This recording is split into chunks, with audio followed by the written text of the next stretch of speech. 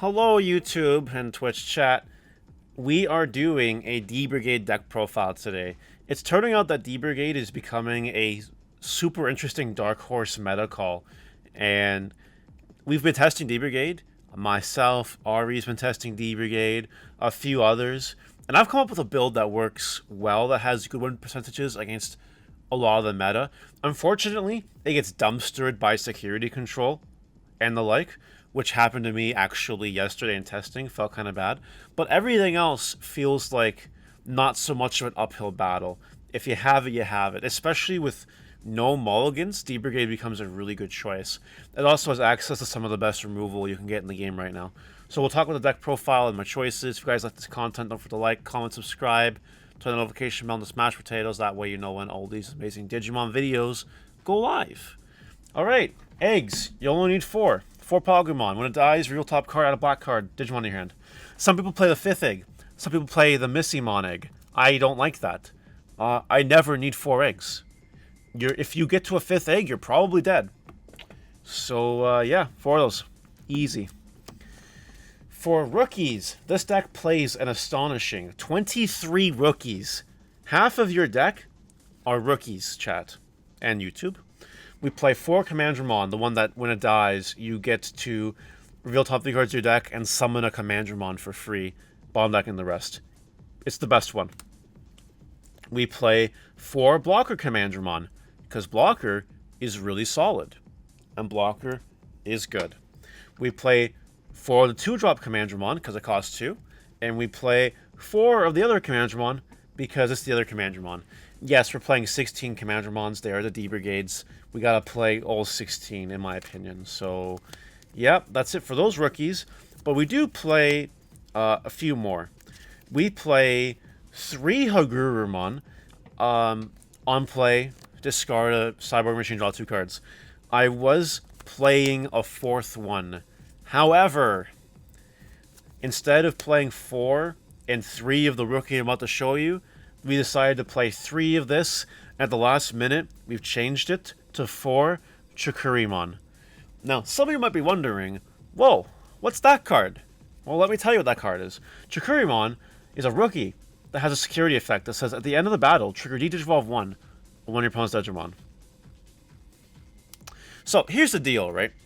We have OTK decks in the format, like Malga X, Grandis, we have Wargrey X, we have Ancient Greymon now, Reaper, and other stuff too.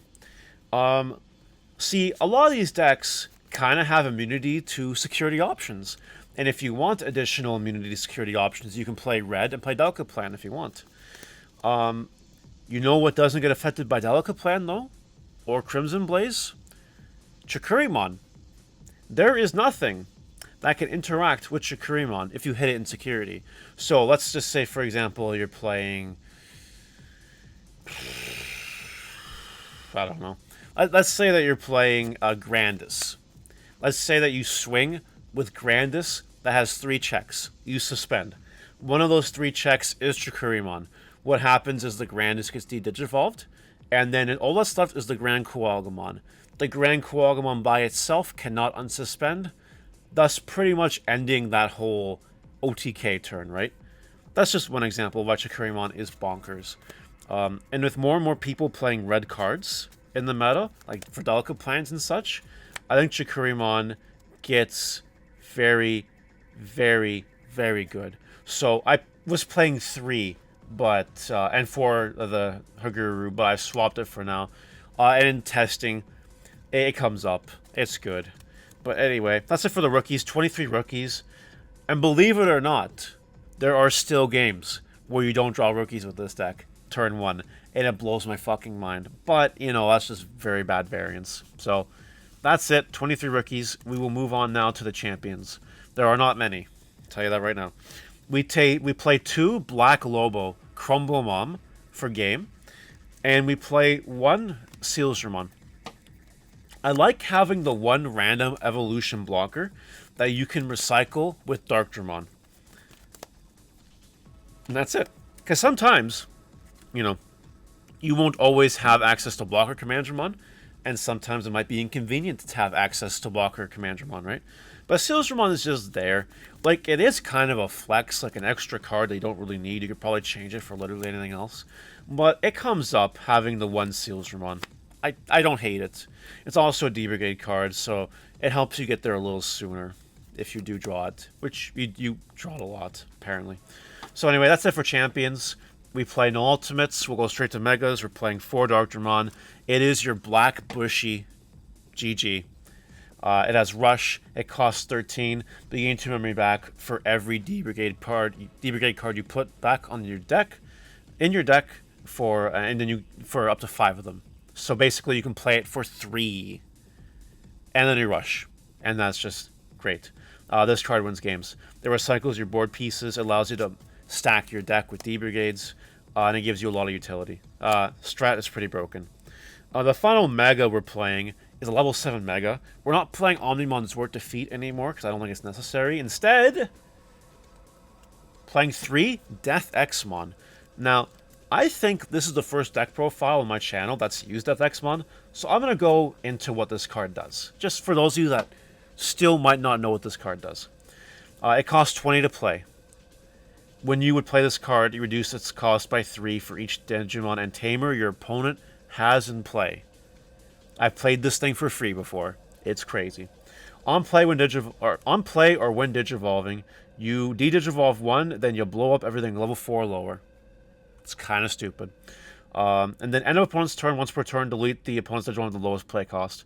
Death X is one of the most broken cards in this deck. It really helps D-Brigade, and that's it. They have to answer Death X, or play with an empty Digimon board, or build a stack in the back. Otherwise, Death X will punish them. And Death X does punish people for going wide. You know, Death X likes things to be small and tight, not wide and wide. Anyway, we're playing 3 Death X. You don't need 4. That's it for the Digimon. A lot of Digimon. We're going to move on to the Tamers. We're playing 4 Kazu, and that's literally it. At this point in time, I'm not a big fan of Memory Tamer Izzy, though you can cut the Sealsramon for Memory Tamer Izzy if you want, and I think that's fine. Kazu, start main phase, gain a memory if you have a Cyborg machine in play. Pretty good. And then all turns, when one of your black Cyborg machine Digimon gets suspended, you can suspend this to draw 1, discard 1.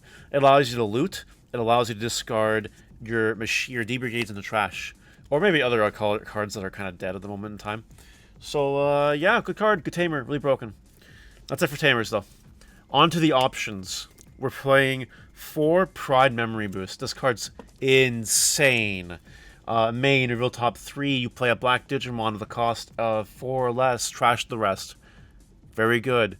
And then you delay gain to memory. It plays your D-Brigades. I don't know what else to tell you. Sometimes you trash some cards that are annoying and it feels bad, but you want it for the memory later on anyway, and it puts a body on board. It's a good card. We are playing 4 Ultimate Flare. D-Digivolve. More things are unable to interact with D-Digivolve than Destruction, right? If you Ultimate Flare an Alphamon or Ryukin stack, it feels kind of bad, right? You might not be able to Iron Fist an Ryukin stack because it might have Dexdoru protection or something like, or Oryu protection or something like that. So we do play the 4 Ultimate Flare. It's also good against a variety of matchups as long as they hit insecurity. There's a lot of things that are immune to destruction, so Ultimate Flare gets around them and sometimes just kills stuff. So that's pretty valid. We do play 3 Iron Fist because it does happen sometimes. You just get it, you pop the biggest thing. It's also good at just leading opposing Death Xmons. Death Xmon is a very annoying card in the mirror match, so Iron Fist just helps you get rid of that. Delete the thing with the highest play cost. It's a good card. The final card we're playing, 2 Kongu. Until you end your opponent's next turn, your opponent Digimon with play cost 7 or less cannot attack players, and cards can't be added to the security stacks. It prevents you from being rookie rushed, or something like that, and prevents your opponent from healing and stuff like that. So it's a good card to have. Don't need 4 of it, obviously, because it doesn't do shit against certain decks in the format, like Alphamon. But it's pretty good. And yes, chat, it is a lot of option cards. However, we are playing 23 rookies. I think it's fine. You have just under a 50% chance of opening rookies in your opening hand. and then multiple rookies at that. So then you just keep filtering and it's fine.